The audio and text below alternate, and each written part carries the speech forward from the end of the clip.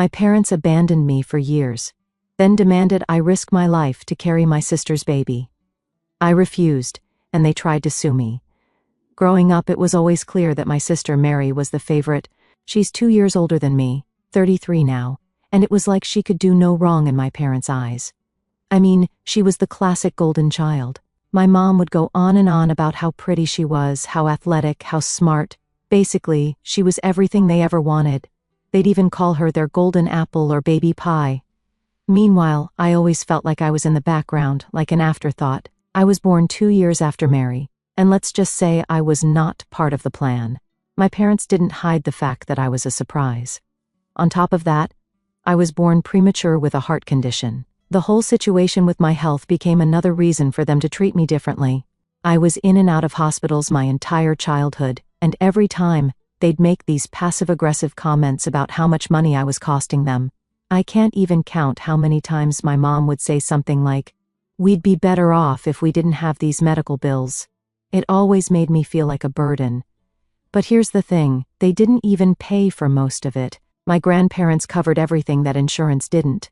But somehow, my parents still held it against me. Looking back, I don't think they ever forgave me for being born with a heart condition. It's like they were resentful that I was an imperfect child or something. And while they were busy treating me like a drain on their resources, Mary was getting treated like royalty. She got all the praise, all the attention. She was the star athlete, always the pretty one, and they acted like she was some sort of blessing from the heavens. But it wasn't just my parents. Mary herself played into this whole thing too. She knew she was the favorite, and she took full advantage of it. She was mean to me, like straight up bullying me. And my parents just shrugged it off. I remember one time she shoved me down the stairs because I accidentally touched her school project. I had a bruise on my back for weeks. My mom's reaction? She told me to be more careful around Mary's things. It was like I was invisible unless I was causing them a problem. It was lonely growing up like that. You'd think having an older sister would mean we'd be close or something, but no. She didn't want anything to do with me unless it was to make fun of me or blame me for something. And my parents just let it happen. It wasn't like they didn't see what was going on, they just didn't care. Mary was perfect in their eyes, and I was just there. School was my only escape, but even then, it wasn't easy. My health issues meant I missed a lot of days, so I was always behind. And of course, Mary would get straight A's and go to all her sports practices, while I struggled to keep up.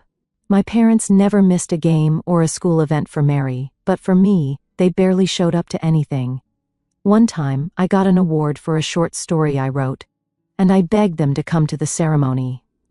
They didn't. They said they were too busy with Mary's soccer game. It wasn't just the big stuff either, it was the little things too. Like every year for our birthdays, Mary would get these big, elaborate parties. She had themes, decorations, and tons of friends over. My birthdays were always smaller, quieter. I didn't even get a real party half the time. They'd just say, "Oh, we'll do something next weekend," and then forget about it. The worst part was seeing how happy my parents were when they were around Mary. It was like they became different people. They smiled more, laughed more. When it was just me and them, there was this weird tension, like they didn't really know how to act around me. By the time I was in high school, I had learned to just keep my head down. I didn't want to rock the boat. Mary was already doing well for herself. She was on track to go to a great college, and she had tons of friends. Me? I just wanted to get through each day without feeling like a failure. But even that was hard when my parents constantly compared us. "Why can't you be more like Mary?" they'd say. "She's doing so well, you should try harder." It felt like no matter what I did, it wasn't enough. Even when I did something right, like getting good grades or doing well in a school project, they'd just brush it off. But the minute I made a mistake, they'd be all over me. I remember getting a C in math one time, and my mom flipped out. She acted like I had ruined my entire future. Meanwhile, Mary could get away with anything, and they'd just laugh it off. It was exhausting, always being second best. I never felt like I could be myself around my family because I knew they didn't really care about me. They cared about the version of me that didn't exist, the one who didn't have a heart condition, who wasn't always sick, who could keep up with Mary. But that wasn't me, and it never would be. The real breaking point for me came when I graduated high school. I was so done with the whole situation. I just wanted to get out. I begged my grandparents to help me go to college far away from home. I didn't care where, I just needed to get as far from my family as possible. My grandparents, bless them, were the only ones who ever really supported me. They paid for my college, and I went several states away. I can't even describe how good it felt to finally leave. For the first time in my life, I wasn't living in Mary's shadow.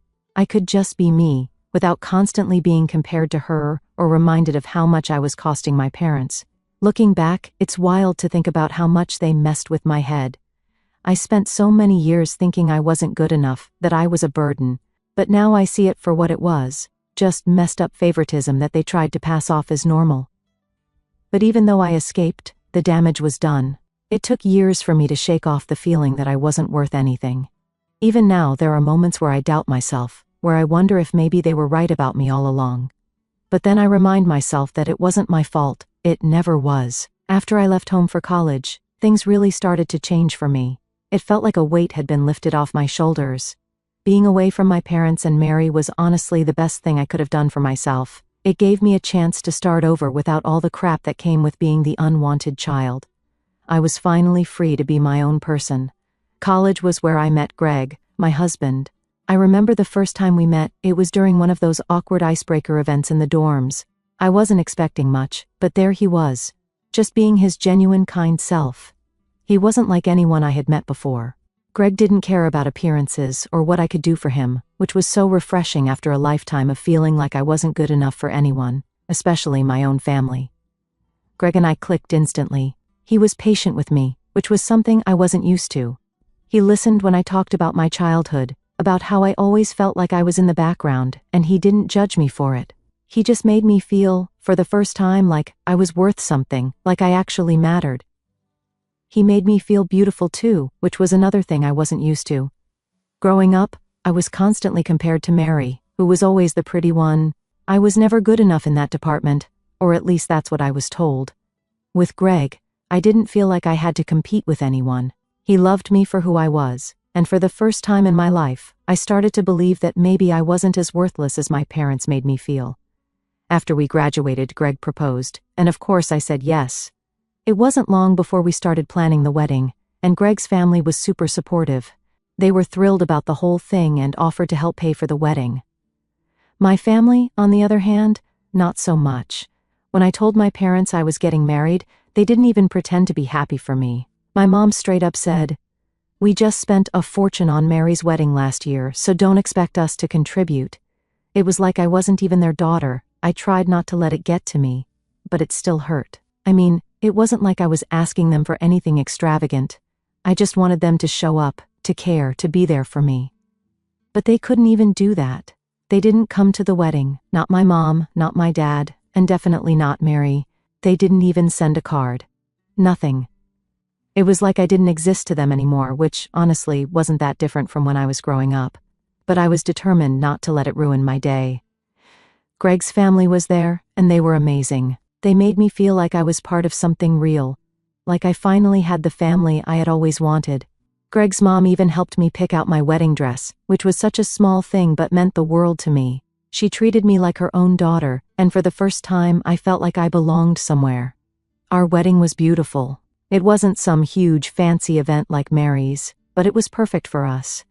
Greg and I got married in the city where we graduated, and it felt like a fresh start for both of us. We decided to settle down there, far away from the toxic mess that was my family back home. I kept in touch with my grandparents, of course, but outside of them, I barely spoke to my parents or Mary. Life was good. Greg and I built a life together, one that didn't revolve around constantly trying to prove my worth to people who didn't care. For the first time, I was genuinely happy. And then came the news that changed everything. I was pregnant. When I found out, I was a mix of emotions. I was excited, of course, but also terrified because of my heart condition. I knew pregnancy would be risky. My doctors had warned me about it for years, but now it was real. Greg was over the moon when I told him, but I could see the worry in his eyes too. We both knew this wasn't going to be an easy journey. The pregnancy was tough, as expected. There were complications almost from the start, and my doctors advised me to terminate early on, saying it could be fatal for me. But I couldn't do it. I couldn't bring myself to go through with it. Greg supported my decision, even though he was scared out of his mind. We both were. The months that followed were the hardest of my life. I was in and out of the hospital constantly, being monitored. The strain on my heart was intense, and there were days when I wasn't sure if I'd make it, but despite all the odds I did. We both did. My son was born healthy, and I managed to survive, though barely. The doctors were clear. They told me in no uncertain terms that I couldn't risk having another child. My heart just couldn't handle it again. And Greg and I agreed. We were happy with our little family, and we didn't want to push our luck. Looking back, I don't know how I made it through that time without losing my mind. The whole experience was terrifying, but Greg was my rock through it all. He never left my side, never once made me feel like I was doing this alone, and that's something I'll never forget. He's been the one constant in my life, the one person who's always had my back. After our son was born, things were quiet for a while. We were focused on raising him and just enjoying our life together. It wasn't easy, but it was ours, and that was enough for me. I had finally built something good, something that wasn't tied to all the pain and rejection I grew up with. It wasn't perfect, but it was mine. After a few years of just living our lives quietly, something I didn't think would happen happened. We moved back to my hometown. It wasn't really by choice, though. My grandpa's health had started to go downhill fast, and he was the one person from my family I actually cared about. He was getting older, and the last thing I wanted was for him to pass without me being close by. So Greg and I talked it over, and we decided to move back just to be near him. I wasn't thrilled about being back, not going to lie. The thought of being around my parents and Mary again was enough to make me nervous. I knew how things were when I left, and I wasn't expecting any miracles in the years that passed. But I didn't want to regret not being there for my grandpa, and that was more important to me than dealing with old family drama. When we first got back, I tried to keep my distance. We moved into a place on the other side of town, far enough that we didn't have to see my family unless we wanted to. I figured I'd just visit my grandparents, check in on them, and avoid my parents as much as possible. That was the plan, at least. But of course, nothing ever goes as planned when it comes to family, does it? From the moment we got back, my parents and Mary were acting different. Like, really different. All of a sudden my mom was calling me, asking how I was doing, telling me how proud she was of everything I had accomplished. I mean, where was all this when I was growing up? It was like they had suddenly decided to flip a switch and become the loving family they never were. My dad would send texts every few days, asking how Greg and I were settling in. Even Mary, who had always treated me like I was beneath her, was suddenly super nice, making an effort to chat with me whenever we bumped into each other. I wasn't buying it, though. You don't go from being treated like crap your whole life to suddenly being the favorite child just because you moved back home. There was something off about the whole situation, but I couldn't put my finger on it. Part of me wanted to believe that maybe they had changed, that maybe they realized how horrible they had been, and this was their way of making up for it. But deep down, I knew better. Years of that kind of treatment don't just disappear overnight. I talked to my grandma about it, and she told me to give them a chance, that maybe they did miss me. I don't know, maybe they did. I was willing to keep an open mind, but I wasn't about to let my guard down completely. Then, 2 weeks after we moved back, my parents invited us over for dinner. Now, I've been to enough family dinners with them to know that it's usually not just about food. There's always some kind of agenda. But Greg convinced me that maybe it was just a nice gesture. Maybe they were trying to reconnect or something. So, against my better judgment, we went. When we got to their house, everything seemed normal at first.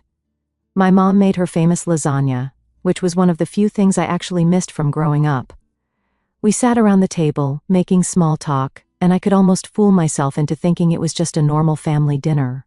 But then, halfway through the meal, Mary said she had a surprise for me. She was sitting across from me with this smug smile on her face, and I instantly felt my stomach drop. Surprises from Mary were never good. She reached into her bag and pulled out a card.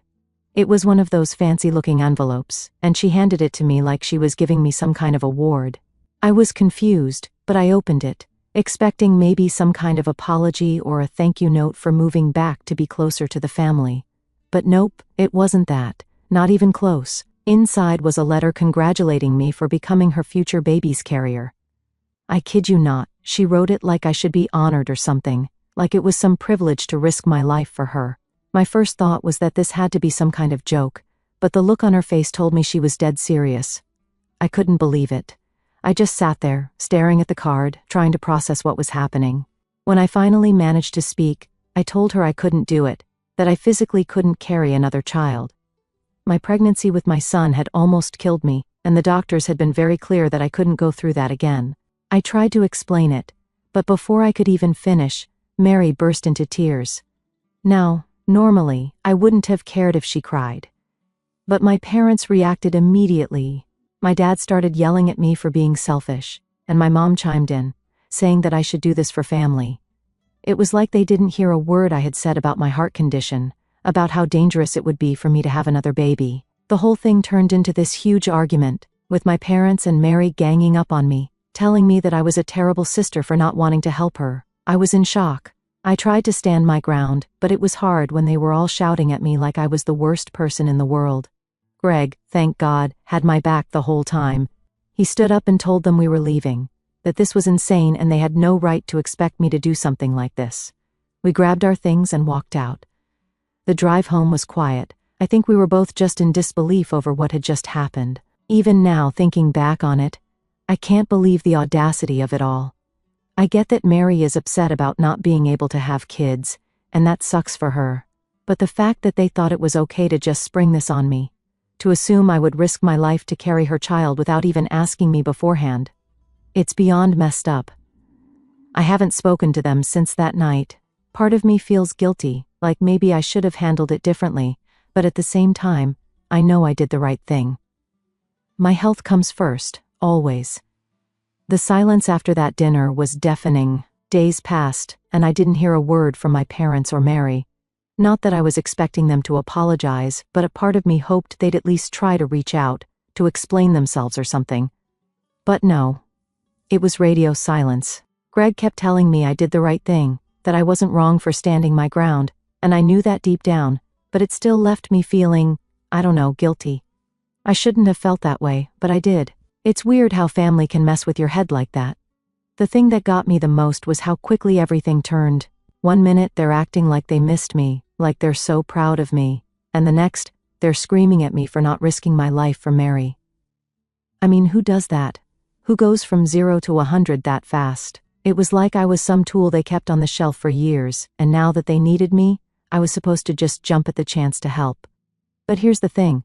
I wasn't surprised. Disappointed, sure, but not surprised. This was how things had always been.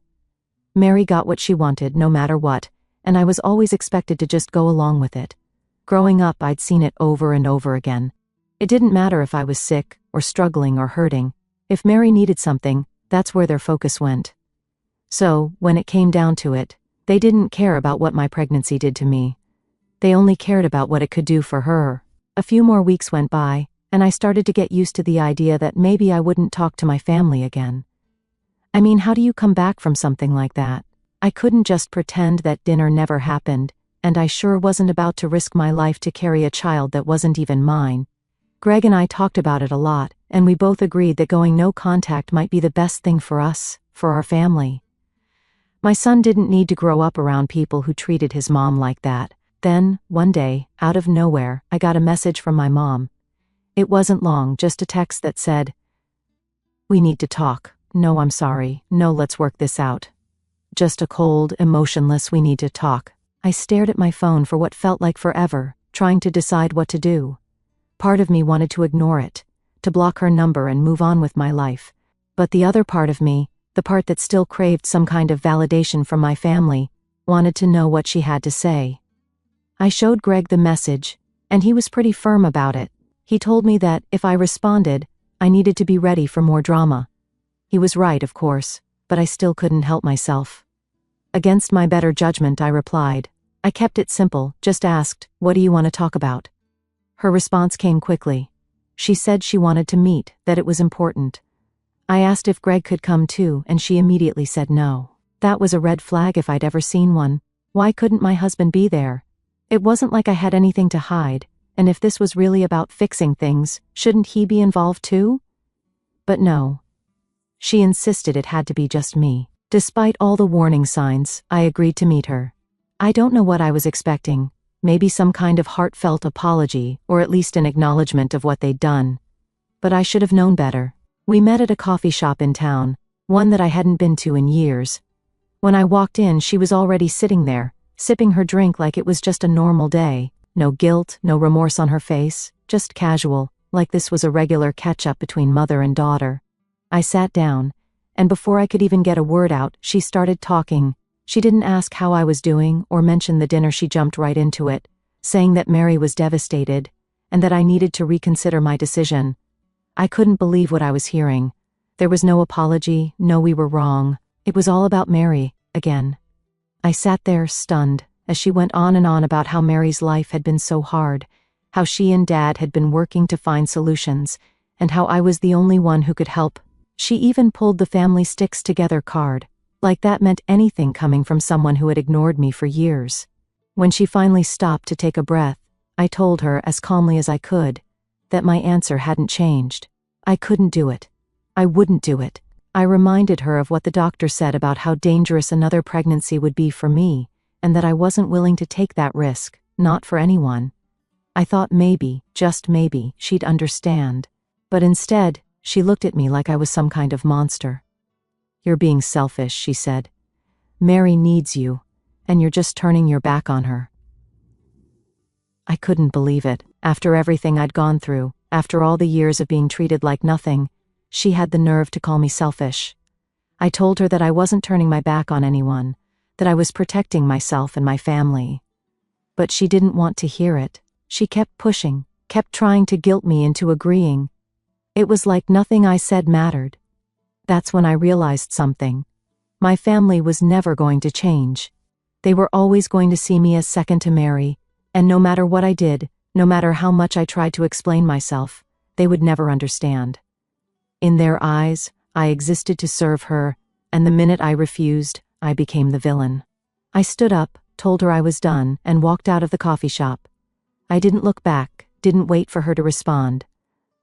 I was done with the guilt, the manipulation, the constant feeling that I was never good enough. I wasn't going to let them drag me back into their toxic mess, not anymore. When I got home, Greg was waiting for me, and I told him everything. He wasn't surprised. He knew, just like I did, that this was how it was always going to be. But now, I felt something I hadn't felt in a long time: relief. I was finally free. After walking out of that coffee shop and telling my mom I was done, I really thought that might be the end of it. I mean, how many times do you have to slam the door shut before people realize you're not opening it again?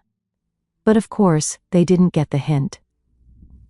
A few days after the whole meeting with my mom, I started getting texts from my dad. It was the same thing all over again. "Your mom told me what happened, and we need to fix this. You're tearing the family apart." Tearing the family apart? Really? It's funny how they never said anything about the years of neglect or the way they treated me growing up. But now I'm the one tearing the family apart because I won't give them what they want. It was so typical. Everything was always flipped around so that somehow I was the bad guy. I didn't even respond to his messages. I couldn't. I was done trying to explain myself to people who clearly didn't care about me in the first place. But it didn't stop there. My phone was blowing up. Mary, of course, started texting too, only her messages were a lot more intense. She didn't even try to pretend she wasn't angry. "How can you be so selfish? You owe me this. I would do it for you in a heartbeat." First of all, that was a lie. Mary wouldn't do anything for me, let alone carry my child if I was in her position. She wouldn't even give me a ride to school when we were younger if it was out of her way. I don't know who she thought she was fooling, but it wasn't me. Her whole "I would do anything for you" act was just another way to guilt me into doing what she wanted. The messages kept coming, and I just couldn't take it anymore. It was like no matter how many times I said no, they refused to accept it. Greg kept telling me to block their numbers, to just cut them off completely, but it's hard. You know, cutting off your family is a big decision, and even though I knew it was probably the best thing for my mental health, part of me still wanted to keep some kind of connection. I guess I wasn't fully ready to let go, even after everything. A few more weeks passed, and it was quiet again. I didn't hear from them, which honestly made me a little uneasy.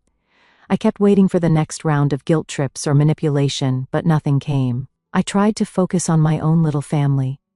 Greg and our son were my world, and that's where my energy needed to be. But in the back of my mind, I knew something else was coming. It was just a matter of time. And then it happened.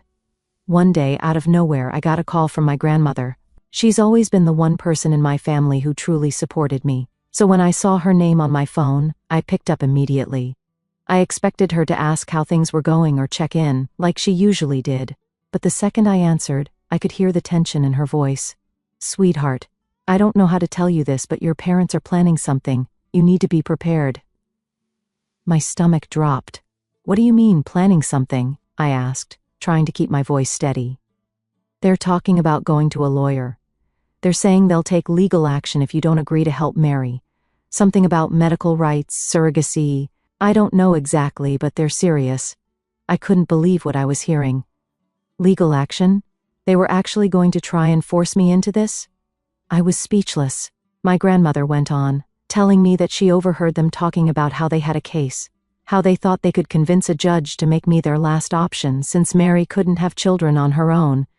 I didn't know whether to laugh or cry. This was beyond anything I could have imagined. They really thought they could take me to court and make me carry Mary's baby. The idea was so ridiculous, but at the same time, terrifying. I mean, who thinks like that?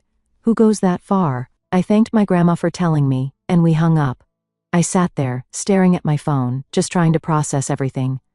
I felt a mix of anger, disbelief, and pure frustration.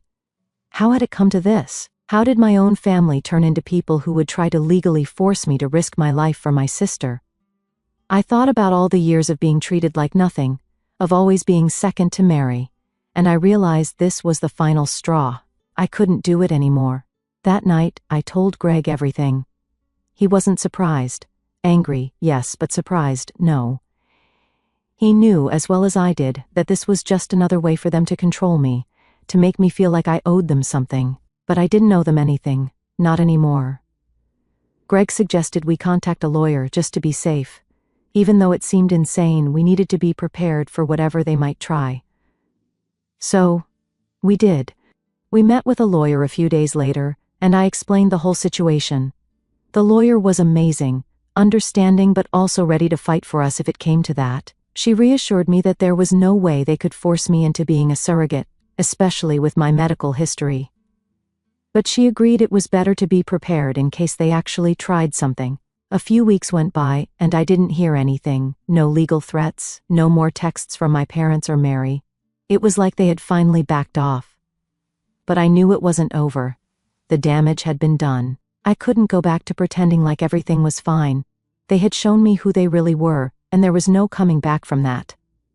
One day, out of the blue, I got a final message from my mom. It was short and cold, just like before. "We're disappointed in you. You've let the family down." That was it. No explanation, no further guilt trip, just that one last punch to remind me of how they really felt. I stared at the message for a while, feeling the sting of it. But then I realized something. I didn't care anymore. I wasn't disappointed in myself. I wasn't the one who had failed. They had let me down my entire life, and this was just the final chapter in a long, painful story. I blocked their numbers after that. It wasn't easy, but it was necessary. Greg and I decided that, for the sake of our son and our own sanity, we needed to move forward without them. They weren't going to change, and I wasn't going to sacrifice myself for people who didn't care about me. It's been a few months now, and life is quieter. I still think about them sometimes, but not with sadness. More like relief. Relief that I'm finally free from their expectations, their manipulation, and their control. I have my own family now, and that's all I need.